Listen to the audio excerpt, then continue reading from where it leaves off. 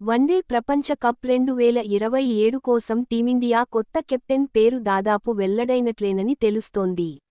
ఈసారి తన కెరీర్లో ఇప్పటివరకు ఒక్కసారి మాత్రమే సెంచరీ చేసిన ఆటగాడికి జట్టు కమాండ్ బాధ్యతలను బోర్డు అప్పగించబోతోంది. టోర్నమెంట్కు ముందే రోహిత్ శర్మను జట్టు నుంచి తొలగించే అవకాశం ఉంది. 2025 ఛాంపియన్స్ ట్రోఫీలో ట్రోఫీని ఎత్తివేసిన తర్వాత రోహిత్ వన్డే ఫార్మాట్కు వీడ్కోలు పలుకుతాడని భావించారు. కానీ అతను అలా చేయకుండా 2027 ప్రపంచ కప్ వరకు ఆడాలనే తన కోరికను వ్యక్తం చేశాడు. అదే సమయంలో 2027 ప్రపంచ కప్ వరకు తనను తాను ఫిట్గా ఉంచుకోవడానికి రోహిత్ టెస్ట్ ఫార్మాట్ నుంచి రిటైర్మెంట్ కూడా ప్రకటించాడు. కానీ ఇప్పుడు 2027 ప్రపంచ కప్లో ఆడాలనే రోహిత్ కల కేవలం కలగానే మిగిలిపోతుంది. 2027 ప్రపంచ కప్నకు కెప్టెన్గా రోహిత్కి నో ఛాన్స్. మే 7న టెస్ట్ ఫార్మాట్ నుంచి రిటైర్మెంట్ ప్రకటించిన తర్వాత రోహిత్ 2027 వన్డే ప్రపంచ కప్ వరకు టీం ఇండియాకు కెప్టెన్గా వ్యవహరించవచ్చని ఊహాగానాలు వచ్చాయి. కానీ ఇప్పుడు రోహిత్ శర్మ స్వచ్ఛందంగా కెప్టెన్సీని వీడకపోతే అతని నుంచి కెప్టెన్సీని తీసివేయవచ్చని వస్తున్నాయి.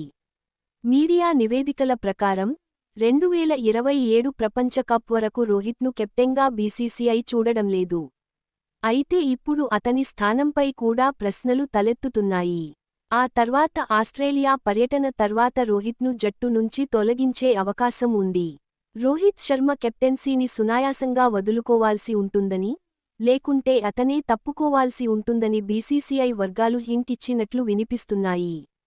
2027 ప్రపంచ కప్ వరకు రోహిత్ శర్మ కెప్టెన్గా ఉంటాడా లేదా అతను ముందుగానే రిటైర్ అయి జట్టును విడిచిపెడతాడా అనే దానిపై చాలా కాలంగా చర్చ జరుగుతోందని మీకు చెప్పుకుందాం. శుభ్మాన్ గిల్ కెప్టెన్ కావొచ్చు. రోహిత్ శర్మ నుంచి కెప్టెన్సీని తొలగించిన తర్వాత శుభ్మాన్ గిల్ వన్డే జట్టుకు కెప్టెన్ అయ్యే అవకాశాలు గణనీయంగా పెరిగాయి. శుభ్మాన్ ప్రస్తుతం టీం ఇండియా వైస్ కెప్టెన్గా ఉన్నాడు. ఇంగ్లాండ్ పర్యటనలో అతనికి మొదటిసారి టెస్ట్ జట్టుకు కెప్టెన్సీ లభించింది. అక్కడ టీం ఇండియా ప్రదర్శన చాలా ఆకట్టుకుంది.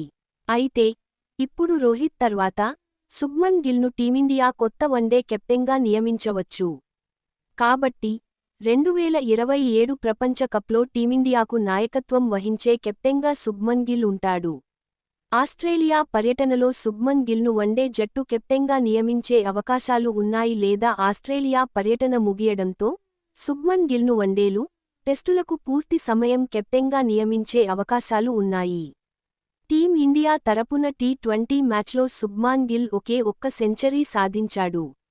అలాగే ఇప్పటివరకు వన్డేల్లో 8 సెంచరీలు సాధించిన సంగతి తెలిసిందే.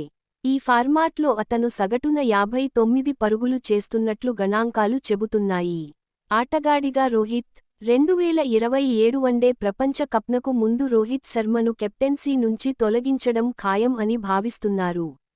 కానీ భవిష్యత్తులో రోహిత్ ఆటగాడిగా ఆడటం చూడగలరా అనేది అతిపెద్ద ప్రశ్న. వాస్తవానికి జూలై 15న బీసీసీఐ ఉపాధ్యక్షుడు రాజీవ్ శుక్లా ఒక ప్రకటన చేసిన సంగతి తెలిసిందే. అందులో రోహిత్, విరాట్ వన్డే జట్టులో ఎంపికకు అందుబాటులో ఉంటారని తెలిపాడు. కానీ ఇప్పుడు కేవలం ఒక నెల తర్వాత ఇలాంటి రావడం రోహిత్ శర్మ అభిమానులకు చాలా ఆందోళన కలిగించే విషయానికి.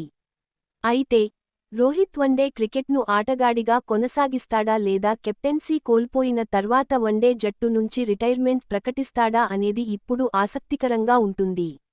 ఆసియా కప్లోకి అతనిని తీసుకోండి. అతడు టీమిండియాలో చాలా డేంజరస్ బ్యాట్స్మెన్. అతను ఎవరో కాదు, అభిషేక్ శర్మ.